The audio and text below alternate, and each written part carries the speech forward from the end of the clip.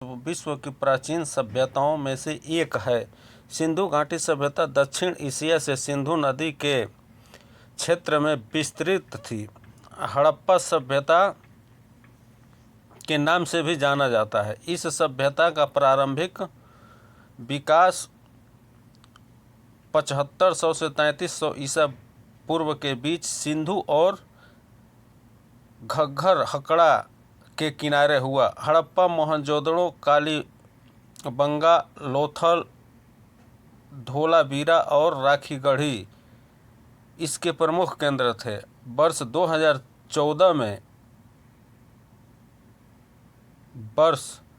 2014 में भीलवाड़ा को सिंधु घाटी सभ्यता का अब तक का खोजा गया सबसे प्राचीन नगर माना गया है, जो लगभग 7500 से 6500 ईस्वी पूर्व के बीच बसा। ब्रिटिश काल में हुई खुदाइयों के आधार पर पुरातत्वों और इतिहासकारों का अनुमान है कि अत्यंत विकसित सभ्यता की ओर ये शहर अनेक बार बसे और उजड़े थे। भौगोलिक विस्तार क्या था? दक्षिण एशिया में भारत के, पाकिस्तान के मुख्य रूप तथा अफगानिस्तान के कुछ क्षेत्र में सिंधु तथा उसकी उपनदियों, सहायक नदियों के आसपास इस सभ्यता का विकास हुआ। कौन सा काल था? कांस्य युग था। तिथियां क्या थी? लगभग 2600 ईसा पूर्व से 1900 ईसा पूर्व।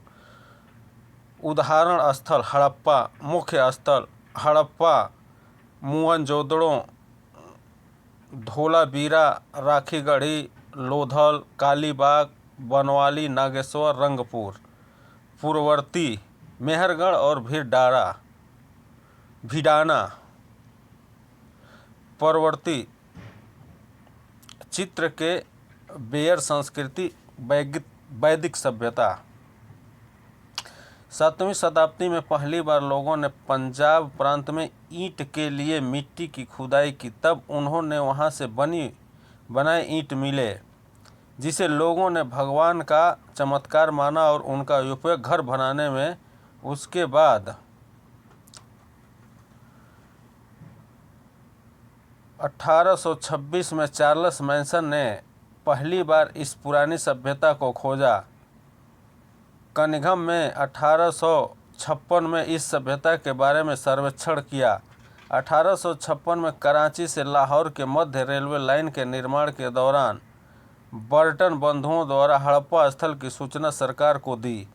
इसी क्रम में 1861 में एलेक्जेंडर कनिंघम के निर्देशन में भारतीय पुरातत्व विभाग की स्थापना की गई। 1902 में लॉर्ड कर्जन द्वारा जॉन मार्शल को भारतीय पुरातात्विक विभाग का महानिदेशक बनाया गया। फलीट में इस पुरानी सभ्यता के बारे में एक लेख लिखा। 1921 में दयाराम साहनी ने हड़प्पा का उल्लंघन किया। इस प्रकार इस सभ्यता का नाम हड़प्पा सभ्यता रखा गया और राखलदास बनर्जी को मोहनजोदड़ो का खोजकर्ता माना गया। यह सभ्यता सिंधु नदी घाटी में फैली हुई थी, इसलिए इसका नाम सिंधु घाटी सभ्यता रखा गया। प्रथम बार नगरों के उदय के कारण इसे प्रथम नागरीकरण भी कहा जाता है।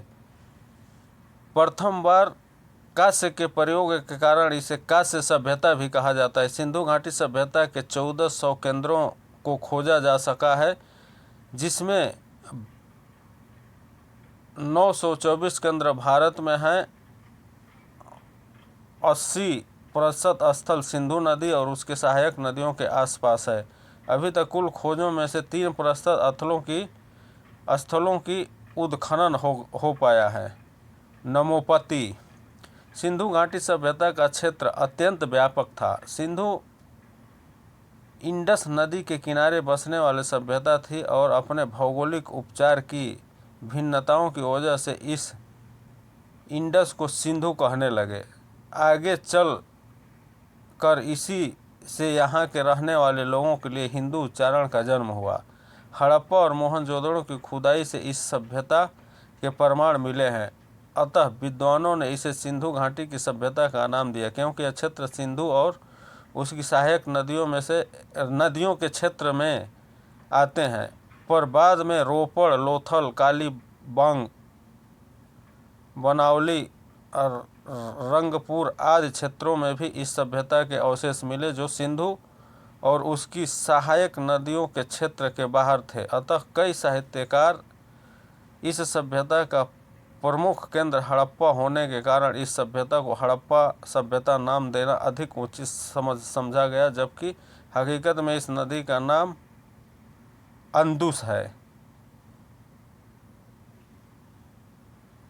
इंडियन पुरातत्व विभाग के महानिदेशक जॉन मार्शल ने 1924 में अंदुस 3 महत्वपूर्ण ग्रंथ लिखे।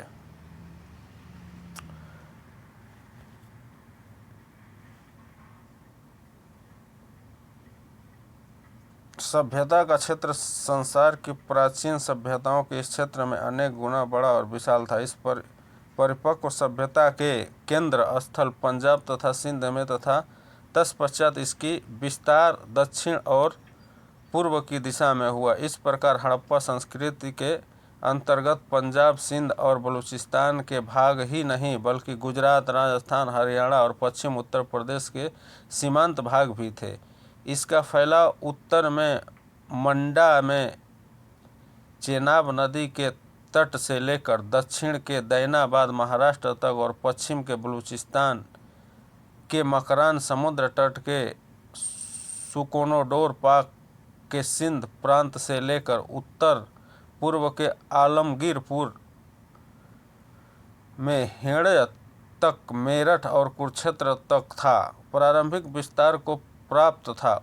उसने संपूर्ण क्षेत्र त्रिभुजाकार था। उत्तर में जम्मू में मंडा से लेकर दक्षिण में गुजरात के भोगात्र तक की, पश्चिम में अफगानिस्तान के सुतका गेंडोर से पूर्व में उत्तर प्रदेश के मेरठ तक था। इसका क्षेत्रफल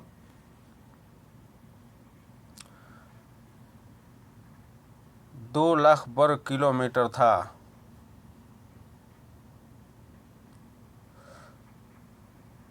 सॉरी 20 लाख वर्ग किलोमीटर था। इस तरह यह क्षेत्र आधुनिक पाकिस्तान से तो बड़ा है ही, प्राचीन मिस्र और मेसोपोटामिया से भी बड़ा है। तीसरी और दूसरी शताब्दी में संसार भर में किसी की सभ्यता का क्षेत्र हड़प्पा संस्कृति से बड़ा नहीं था। अब तक भारतीय उपमहाद्वीप में इस संस्कृति में कुल 1500 स्थलों का पता चल चुका है। इनमें से कुछ आरंभिक अवस्था के हैं और कुछ परिपक्व अवस्था के और कुछ उत्तरवर्ती अवस्था के। परिपक्व अवस्था वाले कम जगह हैं। सिंधु घाटी सभ्यता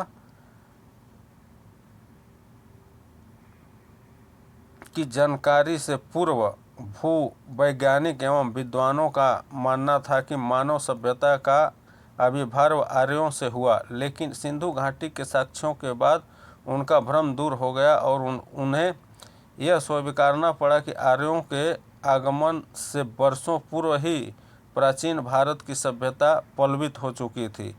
इस सभ्यता को सिंधु घाटी सभ्यता या सिंधु सभ्यता नाम दिया गया। इनमें से आधे दर्जन को ही नगर की संज्ञा दी जाती है। इनमें से 2 नगर ही बहुत महत्वपूर्ण है, पंजाब का हड़प्पा तथा सिंधु का मोहनजोदड़ो।